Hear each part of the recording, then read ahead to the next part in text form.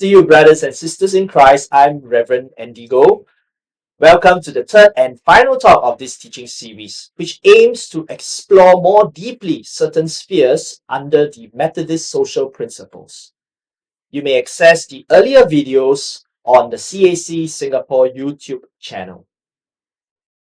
We are grateful for our speakers for this series, Rev Dr Andrew Peh and Rev Dr Nathaniel Goh. Now, in this final talk, Dr. Andrew will comment on the spheres of social well-being, especially how we can reach out to the needy and the marginalized in society in order to promote the overall interest and welfare of the community. Now, without further ado, let us now explore this very important and relevant topic.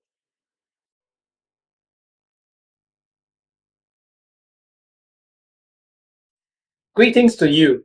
I'm Andrew Peh, one of the members of the task force who assisted in offering some perspectives on the revision to the social principles of the Methodist Church in Singapore in 2021. The CAC Board of Discipleship and Nurture is putting together a series of talks to explore these revised social principles, and today we are looking at the sphere of social well-being. In the large minutes, John Wesley summarized his understanding of Methodism's purposes. What may we possibly believe to be God's design in raising up the preachers called Methodists? To reform the nation, and in particular, the church, to spread scriptural holiness over the land. This provided the people called Methodists with a distinctive identity and at the same time a distinctive mission. Holiness of heart and holiness of life, centered on love for God and love for neighbor, was the orienting goal of the mission. Regrettably, the church in Wesley's time, which should be at the forefront of promoting scriptural holiness, had largely abdicated its responsibility and became accommodated to the culture. In not a few of his later sermons, Wesley sounded the warning that social uplift and the pursuit of material wealth have resulted in a compromise of their witness, drawing them away from God and from their neighbors. In the movie Crazy Rich Asians, it has in its opening scene a group of wealthy Singaporean Tai-Tais having a Bible study in a palatial home, reading from Colossians chapter 3 verse 1. If then you have been raised with Christ, seek the things that are above, where Christ is. Author McCracken surmises the dichotomous scenes plays for laughs, but it captures one of the unique contours of Christianity in Singapore, a nation where affluence and piety often coexist, for good and for ill. Comparable to Wesley's constant admonition to the people called Methodists to not lose sight of their mission, the ostentatious extravagance showcased in Crazy Rich Asians in many ways parallel the trajectory of middle-class Christianity in the Singaporean context. Besides, the parable of the Good Samaritan in helping us establish the identity of our neighbor, those whom we must not ignore. Jesus' story of the sheep and the goats in Matthew 25 is foundational for our reaching out in meeting the needs of those around us. The point that Jesus is making is that what we do in extending love to the lost, to the least, and to the last among us, especially when no one else notices, especially when it inconveniences us, is exactly that which separates the sheep from the goats.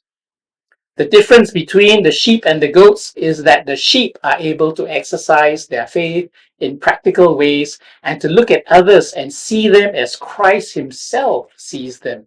Jesus is not teaching us to exercise a works righteousness, but instead is making that point that those who are truly his followers exhibit their love for him by acts of mercy and deeds of love.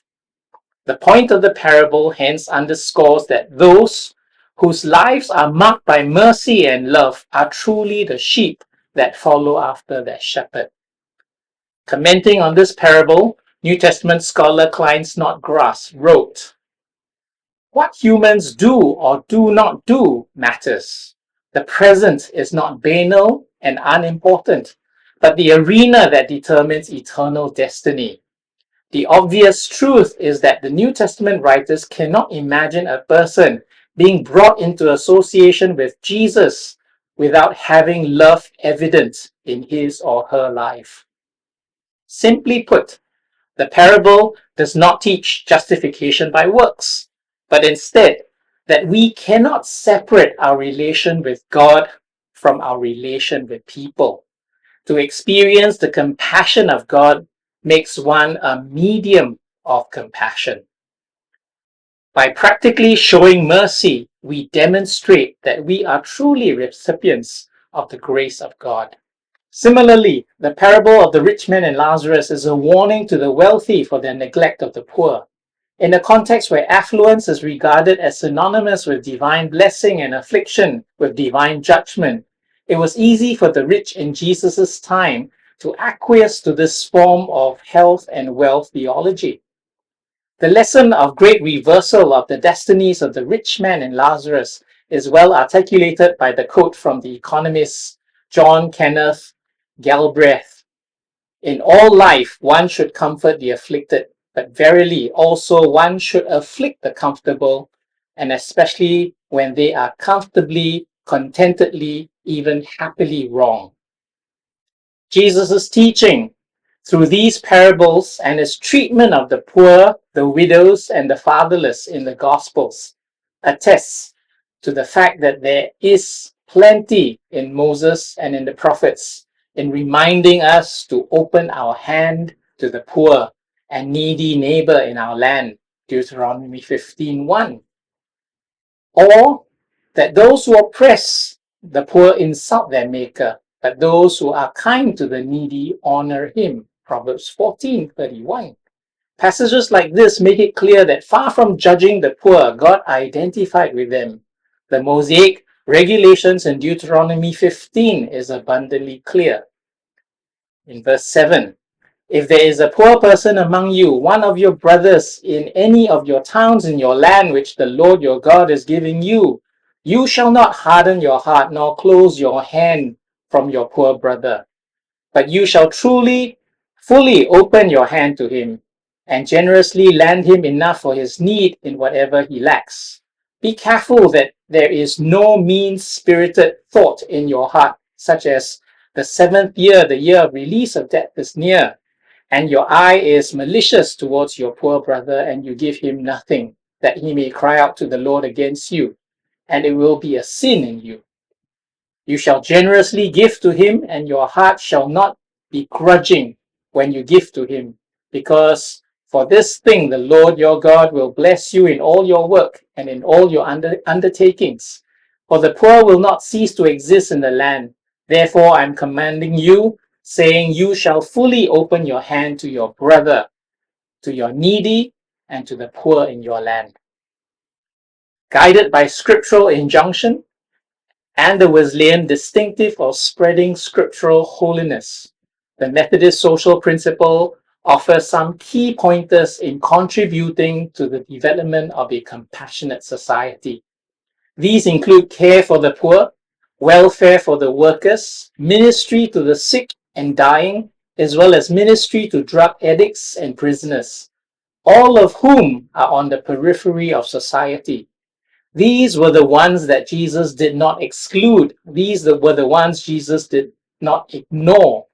These were the ones that John Wesley and the people called Methodists also ministered alongside. In summary, I hold as important that the people called Methodists should be at the forefront to affirm our humanity, our identity as God's creation, and also to affirm our identity as a kingdom community called to spread scriptural holiness in this land. Amidst a culture of consumption, the church must teach contentment and show compassion. Through the members of the church community, the virtue of sacrifice and servanthood must be our hallmark, just as Jesus Christ in the incarnation took on the form of a servant and gave himself for us.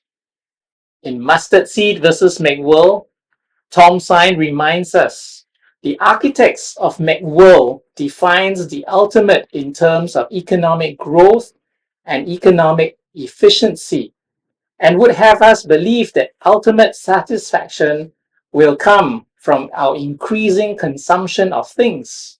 The mustard seed movement defines the ultimate in terms of God's kingdom breaking into the world to redeem a new community from every tongue, tribe, and nation. And Jesus tells us that we have to find our ultimate satisfaction not in seeking life, but in losing it in service of others. Will you do so as Jesus commands? We have now come to the end of this teaching series. Thank you for journeying with us for the past 3 weeks. We hope that you have been blessed by these videos. Finally, there are questions provided for you to discuss in your small groups. You may pause the video to take a look at each question before you proceed with the next one. You have a fruitful and enriching discussion time with one another. May the good Lord bless you.